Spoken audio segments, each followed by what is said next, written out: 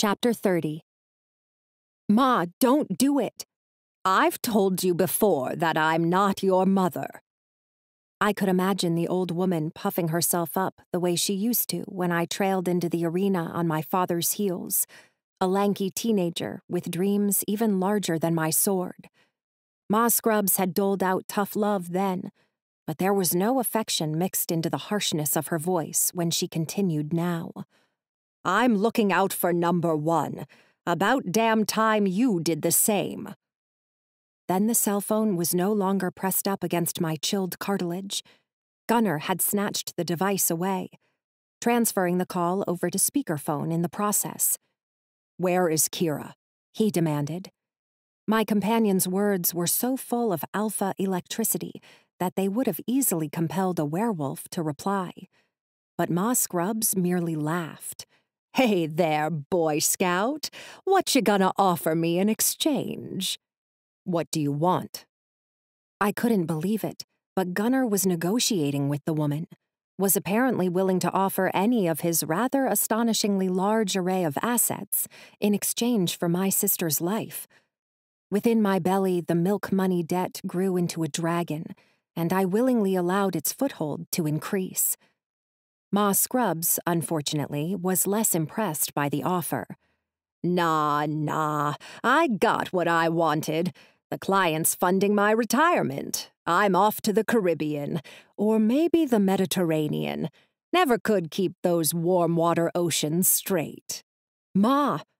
I couldn't help myself, because Kira was in the hands of someone who'd used kitsune magic to murder at least 2 people recently. Given the obvious danger of that situation, Ma Scrubs couldn't just offer a vague warning, then hang up on me. Unfortunately, the only response I came up with beyond her name was a strangled growl, so it was probably a good thing Gunnar continued his negotiations without any loss of steam. But think of how nice it would be to live in a mansion, rather than a straw hut during your golden years. Give me a routing number, and I'll transfer over $1 million. All you have to do is tell me where Kira is right now. Money first, Ma countered, and you'd better hurry. The client is already on his way to pick her up. Nails bit into my palms, but I forced myself to remain silent. I wasn't helping matters by emoting.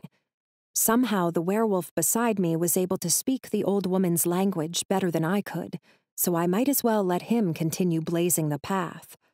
You give me an address, and we'll transfer funds during the drive over, Gunnar replied smoothly, proving my point even as he began pushing me toward one of the waiting vehicles. Without requiring nudges of their own, the Alpha's 3 underlings slid into seats while pulling on clothes soppy with melted snow. Tank and Crow got in the front. Alan aimed for the 3rd tier, and the middle row sat open and waiting to thaw my frozen skin.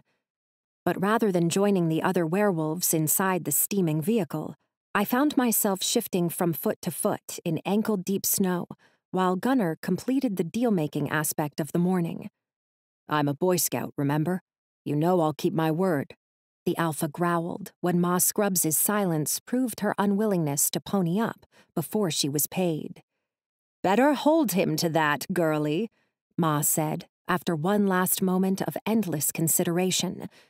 And I could hear in her voice that she, at least, understood the secrets I didn't want revealed. Yes, I answered, voice catching in a way that caused all 4 werewolves to eye me oddly. But then Ma Scrubs was rattling off an address that was far too familiar, giving me something new to worry about. Because the old woman hadn't stashed Kira anywhere easy to access.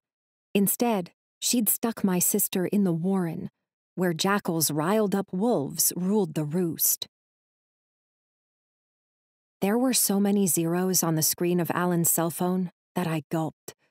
Still, I'd accepted the debt already, so I busied myself pulling my leather jacket out of the starball-turned-fanny pack, hoping no one noticed that the space was far too small to contain such a bulky object without the assistance of magic. Meanwhile, I promised aloud what my kitsune nature required as recompense to the Alpha pressed far too close against my side. I'll pay you back. Was I just imagining the faint smile quirking up the corner of Gunner's lips as the debt within my belly ballooned from draconic to sea monster size? Probably, because all he said was, "Let's worry about that later." Then his eyes widened as they returned to the road. "Stop," he ordered, his alpha command causing the male behind the wheel to slam on the brakes before easing up his foot and pulling into an empty parking space. "Boss?" Alan asked from behind us, leaning over the seats to peer over his alpha's shoulder. "I thought we were in a hurry." "Cops," Gunner noted succinctly. And now that he mentioned it, I could just barely make out the taillights of stalled traffic 3 blocks ahead. Still, the leap from there to a police barricade wasn't really that great, once I remembered that every policeman in the city was likely staring at pictures of Kira's and my faces at the present moment. A fact Gunner now knew as well as I did, since I'd clued him in to all relevant details during the 5 minutes we'd spent on the road. "The weak are meat, the strong eat," my mother murmured inside my head. And even though I only narrowed my eyes slightly, I was pretty sure Gunner didn't miss the fact that I'd just been graced with another missive from my maternal spirit. Instead, his eyes bored into mine like icicles, and despite the heat blowing out of the vent above my head, I felt very much as if I was back outside, standing naked in the snow. Yes, I hadn't mentioned my kitsune nature or the dead mother voices in my head during the hurried debrief. So sue me. At least I wasn't actively running away.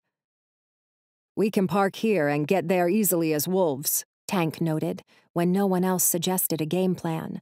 "The destination is only 4 blocks away." For a werewolf, the idea was a good one.